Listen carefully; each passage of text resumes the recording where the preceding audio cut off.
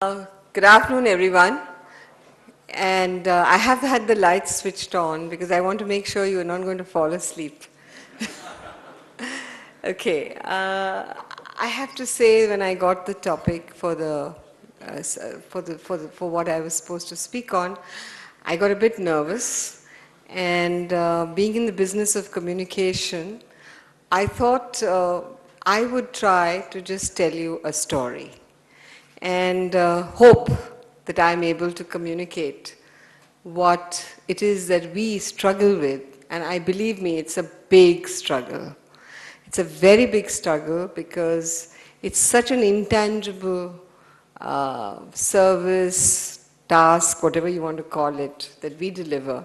And to keep excellence is very, very hard, and it is absolutely essential for survival, leave alone for success.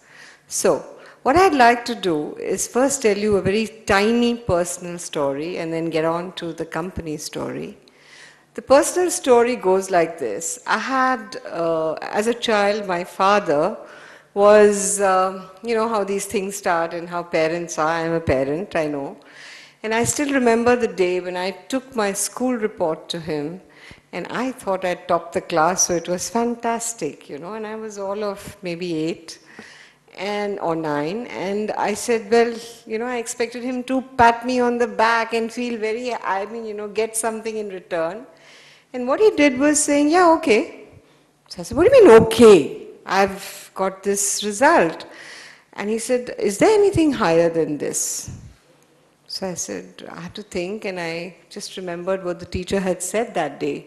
And there was something saying distinctions in every subject that you had to get, not just top the class. And from that day, I had to struggle. He said, okay, I'll say very good when you get distinctions. Now that was mean. It was very mean, I thought.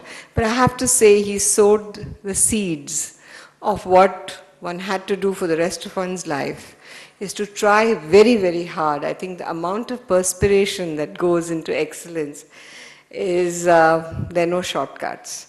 So after that, thankfully, I did get those distinctions. So I did get the pat on the back from him, but that was once.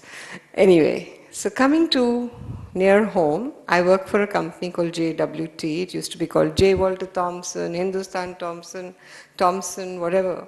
But the fact is, it's a 137-year-old company. And we had to reinvent ourselves every now and then because we are really in the business of change. And what I'm going to tell you are two stories. One very small one about the overall company, starting in New York, and how the change came all the way down here to ensure the excellence was delivered. And the second story is one right here in Chennai for our office and how we attempted to deliver it.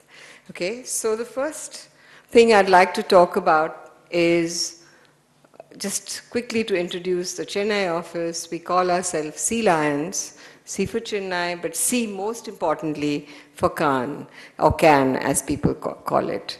I prefer to call it Cannes. Cannes is the highest award globally for advertising. It's like winning an Oscar.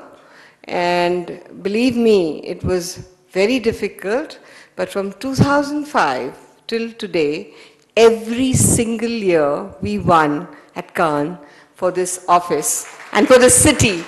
And actually, later I'll tell you the rest of it. It was amazingly difficult, and it started like this. We have a CEO in 2000, a new CEO in 2005, Bob Jeffrey. Luckily, I happened to meet him just before he became CEO. And this is the story he told me. And he said, you know, we're not going to be, we're pioneers. We always were leaders, right? Now, why, you're reading this slide and it says time is the new currency. What does that mean? If I can get a few minutes of your time, then I have succeeded. And that is what advertising or communication has to be able to do, to engage you, to be able to communicate with you, to build my brand, to be able to then get you to spend time with me. And the better my idea is, the better. So just quickly to tell you, that is our entire mission. Our role is, you know, you can read that there, to ensure more people spend more time Yeah? And our purpose is to create ideas that make you spend time. And we believe that the better the idea, the more time you'll spend. And I will show you one such idea. Now, this was announced globally. We went through a huge, experience simultaneously in the whole world at the same time. So all that inspiration, that excitement was there. Now, the question is, what do we do right here? So what did we have to do? We had to literally take each part of it. Sorry, one more thing. It's not, I'll show you one piece of communication. Some of you will like it, some of you may hate it. Yeah? But the fact is that there is a benchmark, and we tried to find a universal benchmark. So we created a global creative rating system, and most importantly, every piece of work we do everywhere in the world has to go to the board globally for reviewing, and then every quarter we get our grades, so to say. And it was very simply that you had a scale of 1 to 10, and I have to tell you a very interesting, important aspect. When we got this rating system, they had given us a set of advertising, commercials, TV commercials.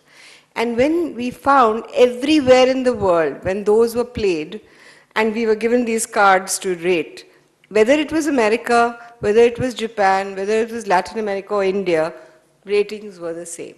They may not be in your own language. They may not be something from your own culture. But interestingly, either people said they were bad, and anything below 5 is you need to find yourself a new job, because you can't take your client's money and waste it.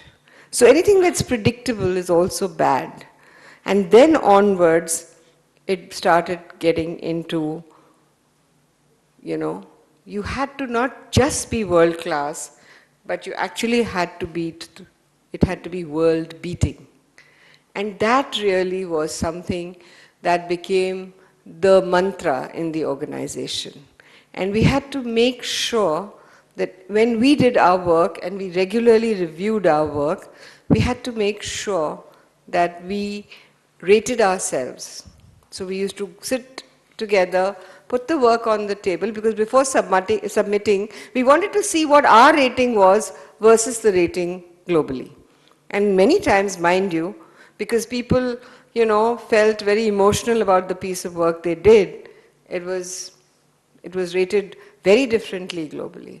Occasionally, it was the other way around, and we're very happy about that. So I must say that it was a very tough phase. The first year was agony. It was absolute agony.